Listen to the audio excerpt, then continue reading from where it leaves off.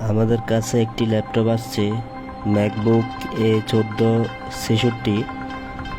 এটার প্রবলেমটা হচ্ছে ব্ল্যাক স্ক্রিন, ডিসপ্লে আসে না, ডিসপ্লে লাইট ডাটা কিছু আসে না, স্ক্রিনটা ব্ল্যাক হয়ে থাকে।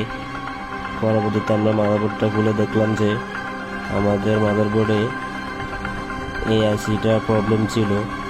এই আইসিটা আমরা লাগানোর পরে আমাদের সেম সমস্যা। পরবর্তীতে আমরা আইসিটা রিভলভ করে লাগাইছি, লাগানোর পর আমাদের ডিসপ্লেটা আসছে। এখন আমরা আপনাদের ডিসপ্লেটা চেক করে দেখাবো।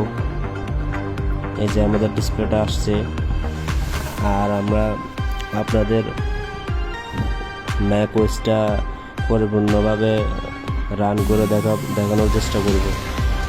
দেখি আমাদের ম্যাক ওএসটা রান হয় কি না। এইভাবে আমরা ম্যাকবুক থেকে সকল ধরনের ল্যাপটপ সার্ভিসিং করে থাকি, যে কোনো সমস্যার সমাধান দিয়ে থাকি।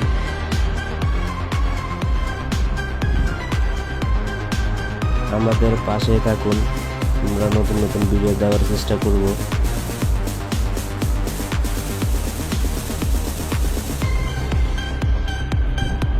দেখি আমাদের ওয়েসটা কমপ্লিট হয় কিনা। হ্যাঁ, আমাদের ওয়েসটা কমপ্লিট রান হয়েছে।